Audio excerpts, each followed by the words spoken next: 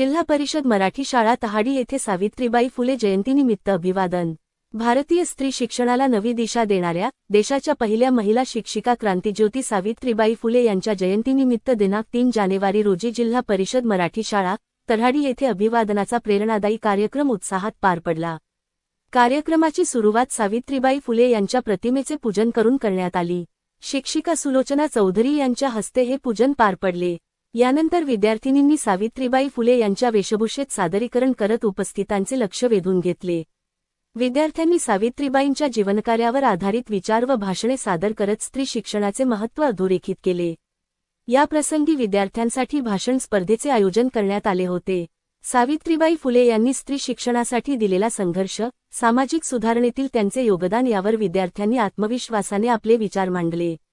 उत्कृष्ट भाषण करणाऱ्या विद्यार्थ्यांना शालेय समिती अध्यक्ष किरण अहिरे यांच्या हस्ते बक्षिसे देऊन गौरविण्यात आले। कार्यक्रमाला ताराचंद जाधव, गौतम अहिरे, पत्रकार ज्ञानेश्वर सैंदाणे, शालेय समिती अध्यक्ष किरण अहिरे, शाळेचे मुख्याध्यापक अशोक बडगुजर तसेच शिक्षक, शिक्षिका व विद्यार्थी मोठ्या संख्येने उपस्थित होते। मान्यवरांनी आपल्या मनोगतातून सावित्रीबाई फुले यांच्या संघर्षमय जीवनकार्यावर प्रकाश टाकला। मुख्याध्यापक अशोक बडगुजर यांनी विद्यार्थ्यांना मार्गदर्शन करताना सावित्रीबाई फुले यांचे विचार आत्मसात करून शिक्षण, समानता आणि सामाजिक जबाबदारी जपण्याचे आवाहन केले। कार्यक्रमाचे सूत्रसंचालन भामरे सर्व कार्यक्रमाचे आभार देणाऱ्या मॅडम मानले।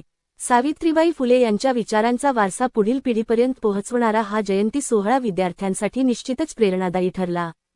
तहाडी प्रतिनिधी ज्ञानेश्वर सैंदाणे।